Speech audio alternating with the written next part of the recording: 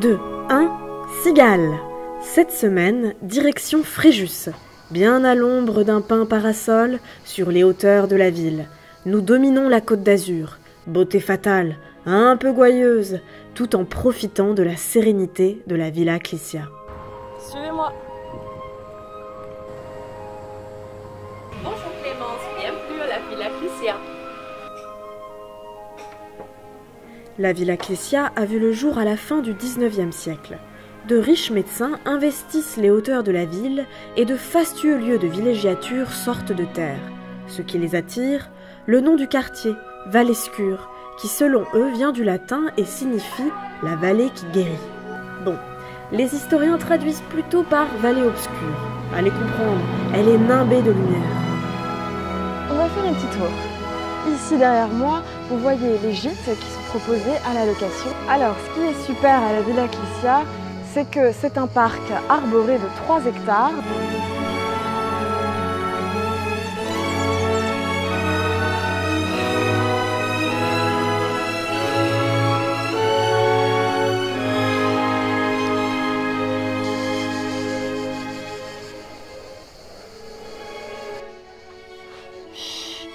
Moment cigale.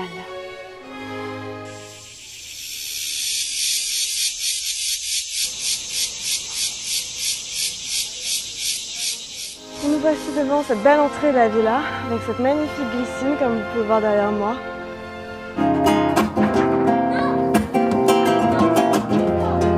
Tu amor revolucionario aquí se queda la clara, la entrañable transparencia.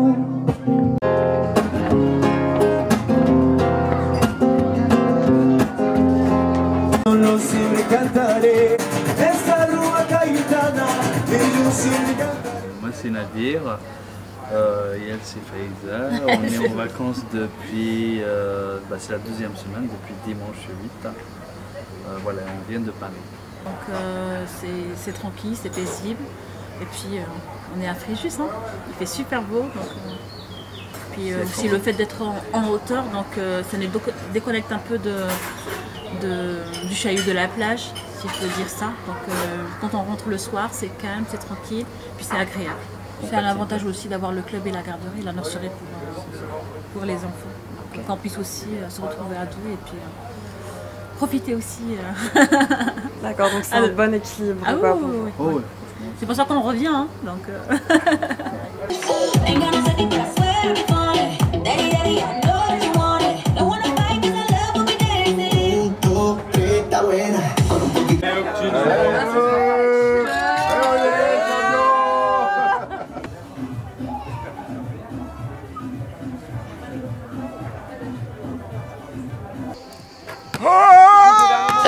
C'est bien sinon. Tu peux pas me changer de place?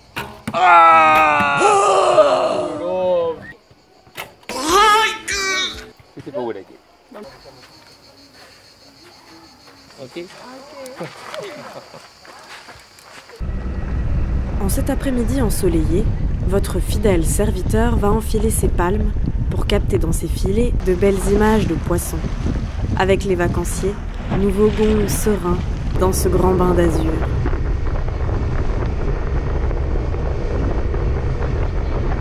Non, je suis pas vraiment experte en plongée. Mais ça va aller.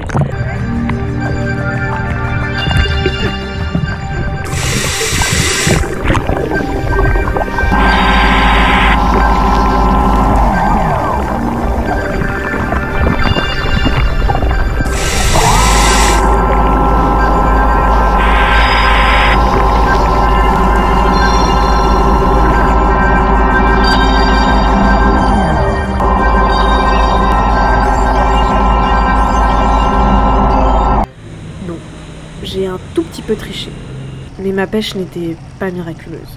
Bon alors c'était comment? Très bien. Et bah réussi.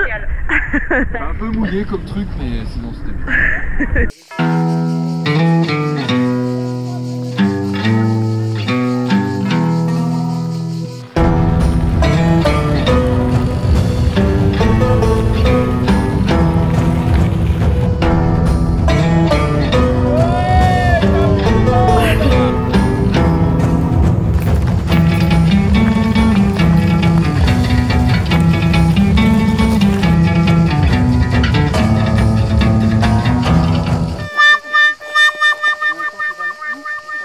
reparti après une petite crevaison. Voilà, donc là je suis au beau milieu d'une côte, mais c'est même pas difficile. Ce qui donne au massif de l'Estérel ses allures de western, c'est la rhyolite, une roche volcanique aux couleurs ocre. Car oui, la région a un passé explosif qui a laissé des traces dans le paysage.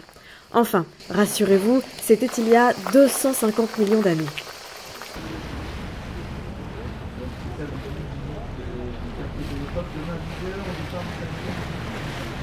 Me voici aujourd'hui à Port-Fréjus. Nous partons pour une croisière à la découverte du Golfe avec un guide conférencier qui va nous expliquer un peu l'évolution de ce paysage maritime de l'Antiquité à nos jours. La ville est fondée en 49 avant Jésus-Christ par les Romains. Le cours de l'histoire va vite lui donner ses galons de ville d'importance. En 31 avant notre ère, les amoureux tragiques Cléopâtre et Marc-Antoine perdent la bataille d'Actium, l'une des plus grandes batailles navales de l'histoire qui les oppose à Octave. Pas moins de 300 galères qui leur sont arrachées sont amenées à Fréjus. Il y sera alors construit un port d'importance renforçant le poids militaire de la ville. On ne voit plus grand-chose de cet ancien port qui s'est ensablé et qui a été remplacé en 1989 par le port actuel. Mais des fouilles ont mis au jour des trésors archéologiques. Sur notre droite, Gilles d'or. Alors là, notre capitaine Joe va nous en approcher au plus près. Cette île qui est classée parmi les 60 plus beaux sites de France. Après une bouillabaisse particulièrement arrosée, suivie d'une partie de cartes dont elle fut l'enjeu, c'est un docteur, le docteur Auguste Luto, qui en hérita, qu'il a gagné au jeu donc. Et il s'auto-proclama roi de l'île d'or sous le nom d'Auguste Ier. Alors pour les amoureux de Tintin, sachez qu'elle aurait inspiré Hergé lorsqu'il a écrit Tintin et l'île Noire, la première version, la première couverture en fait. On retrouve le long de la côte cette rhyolite rouge qui affleure d'entre les flots bleus. Des recoins cachés, mystérieux, de luxueuses villas, et cette lumière qui habille ce décor somptueux. Pas étonnant que la Côte d'Azur magnétise autant les artistes. Regardez ces couleurs!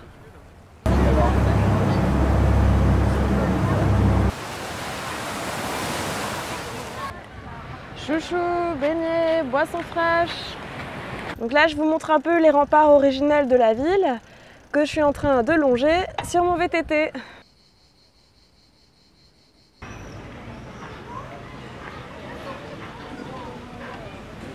Ici, on est vraiment dans le cœur historique de la ville. Et donc, comme vous pouvez le voir, avec divers monuments et vraiment un patrimoine important. Je vais retrouver Philippe, donc, qui était notre guide conférencier de ce matin sur le bateau, qui va nous présenter en fait différents sites archéologiques et du patrimoine culturel de Fréjus. Donc chapelle Notre-Dame de Jérusalem, en fait, c'est ce qui est inscrit, vous voyez, sur le fronton. On l'appelle, nous, la chapelle Cocteau, puisque c'est Jean Cocteau qui l'a réalisé, qui a réalisé en fait les plans, les esquisses de la décoration. Et elle a été, la première pierre a été posée en 1963. Malheureusement, Cocteau est mort la même année, le 11 octobre, le même jour qu'Édith Piaf d'ailleurs. Et il n'a pas pu terminer son œuvre. C'est son fils adoptif, Édouard Dermite, qui terminera le travail et qui décalquera en fait les esquisses de Cocteau sur les murs de cette chapelle. Alors elle a un petit côté provençal parce que vous voyez les matériaux, le grès vert vient du massif de l'Estérel, on a les tuiles romanes pour les toits. Alors effectivement la plus étonnante c'est celle-ci en fait, vous voyez, c'est la scène, mais Cocteau s'est représenté sur cette scène, vous voyez le deuxième personnage là en partant de la droite. Ah oui, on le reconnaît bien, oui. Ouais, on reconnaît Jean Marais, deuxième en partant de la gauche. Et puis après, en blond, le deuxième en partant de la gauche. Après, on s'est amusé un peu à mettre des noms un peu sur tous les personnages.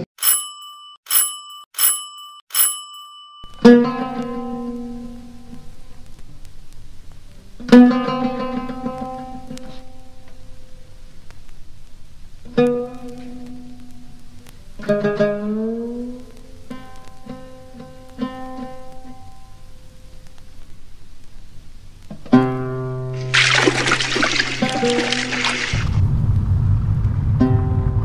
ce qu'on voit, c'est des piles de l'aqueduc romain qui datent de la seconde moitié du 1er siècle. Voilà un des fleurons du patrimoine de la ville de Fréjus, la villa Aurélienne, construite en 1889 par un riche héritier londonien. Cette villa a été construite par contre par un architecte de Saint-Raphaël, Henri Lacreuzette, et elle est de style palladien. Donc Palladio, c'était un grand architecte de la Renaissance italienne qui a construit des palais tout autour de Venise. Donc il n'y a que 2 villas palladiennes en France, le château de Siam dans le Jura et cette villa aurélienne qui fait 1700 mètres carrés habitables. Le parc est aussi classé monument historique. Et alors pourquoi le parc est classé monument historique? Alors c'est un des rares parcs sur la Côte d'Azur qui est vraiment méditerranéen, provençal, quoi. Donc l'amphithéâtre de Fréjus, donc construit à la fin du 1er siècle après Jésus-Christ. Donc là, effectivement, il faut imaginer une foule en délire et des gladiateurs donc en train de combattre. Voilà, exactement. Ouais. Fréjus ne s'est pas contenté d'être une simple ville de garnison. Alors ça a d'abord été une grande base navale militaire. La flotte d'Auguste, de l'empereur Auguste, était basée à Fréjus. Puis un centre commercial, parce que bon, le but des Romains, c'est de faire du commerce, hein, important aussi. Donc on cultivait la vigne, hein, donc le vin. D'ailleurs, du vin, il s'en produit toujours à Fréjus. Ce soir, les vacanciers de la Villa Clissia ont rendez-vous sur un domaine pour une dégustation. Donc ça c'est le petit rosé léger, l'apéritif de grillade, voilà.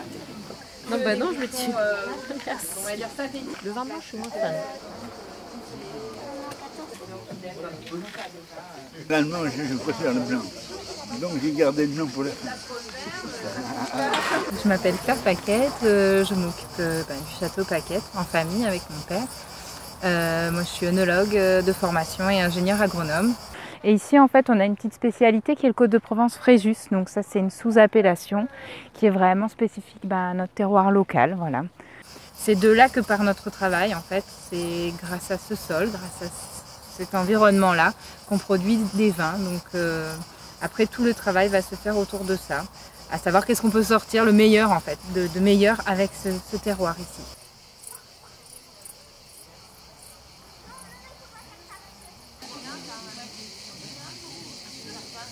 Et maintenant, place au festin. Malik est aux commandes pour un barbecue du feu de Dieu. Pérac, apparemment, donc c'est du chèvre. Tout est du chèvre. Des gaufres au barbecue. Des gaufres, oui, des gaufres au barbecue. C'est ta spécialité ou Ah, mais attends, vous allez voir un peu ce que vous allez voir.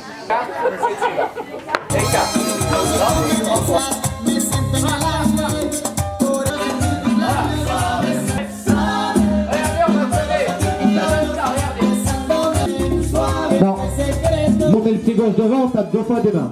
Ça fait ça.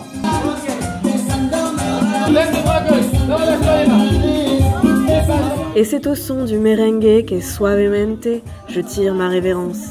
À bientôt, Fréjus, ville où le temps coule tranquille au fil de l'eau et qui voit défiler les empires sans troubler son tempo. D'après cette image, saurez-vous reconnaître ma prochaine destination? Le Costa Rica, les Cévennes, les Buttes-Chaumont.